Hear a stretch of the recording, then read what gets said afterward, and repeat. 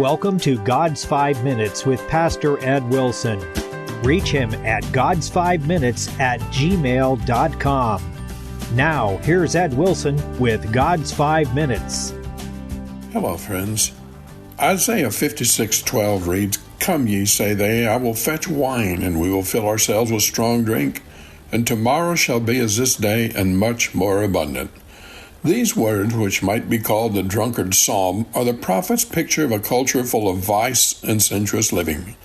And yet, as we approach the beginning of another new year, it is possible to lift them out of the mud and read in them a calm, lofty hope that will not fail, and a firm resolve whereby to ennoble life, to look forward into the coming new year mostly in anticipation of the pleasure it may provide, to close the waning hours of this year and begin the next in an alcoholic haze is a very low, unworthy approach to the human destiny we were created to fill. The text is fashioned around the attitude of continuity, that because yesterday we could do as we want and seem to suffer no lasting harm, we can do so again tomorrow, and tomorrow, and tomorrow, and tomorrow.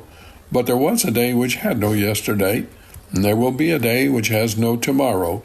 One day the sun will rise for the last time, and if the travelings of our universe, vast as they are limited in duration and scope, how much more each of our individual lives?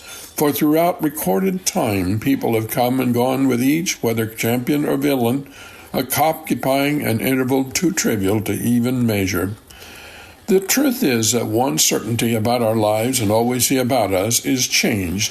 Sometimes the change is quite rapid, as during the early years when each birthday opens up broader horizons, and sometimes it is gradual, as during the long plateau most of us find in the middle years, when the course of our lives is generally set and we adjust ourselves to carrying out much the same monotonous duties day after day. But always change is happening, whether rapid or subtle. The testimony of every life is, ye have not passed this way heretofore. However, imagination, dreaming, even hope may tempt us to persuade ourselves the future will be like the present. A deeper wisdom lies in each of our souls, which shines a light on this vapor. Drunken bravery may challenge that darkness with words like those in the text, but the least serious spirit, in its most gay moods, never quite succeeds in forgetting the solemn possibilities and indeed the certainties which lie in the future may come true for any of us before this coming new year has seen its final day. Great changes come to someone every day. Among the listeners today, there are some for whom this will be the final year, some who will lose one of their dearest, some will lose health or fortune. Who will it be? Within the next 12 months, the blow will fall, but where and to whom are mercifully hidden. There is always a bit of dread in hope's fair eyes. As long as our hopes and expectations reach only to creature comforts in the world about us, we can never rise above tomorrow may be as this day. Friend, there is no need to live our lives trying to fortify and solace ourselves against life's impending changes with what we can provide for ourselves, and trying vainly to fool our hearts into forgetting those things which we cannot.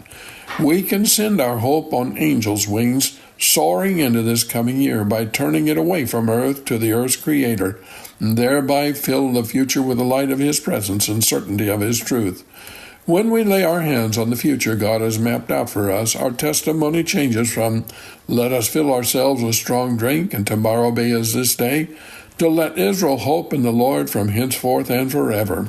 We have an unchanging God who is never weary. Today's Christ will become tomorrow's Christ. Other fountains may fail, their basins crack out and dry, but this is ever full. After 1,000 generations have drunk their fill to the reassurance of Christian hope, its stream is as broad and deep as ever. For the Christian, the unknown tomorrow can bring nothing which we must face alone, nor will we ever have cause to conclude life has been unfair, for he will perfect that which concerns us. Have you taken time to talk to God today? You have been listening to God's 5 Minutes with Pastor Ed Wilson. Reach him by email at godsfiveminutes@gmail.com. Tune in next time to hear more encouraging thoughts from God's Word on God's 5 Minutes with Pastor Ed Wilson.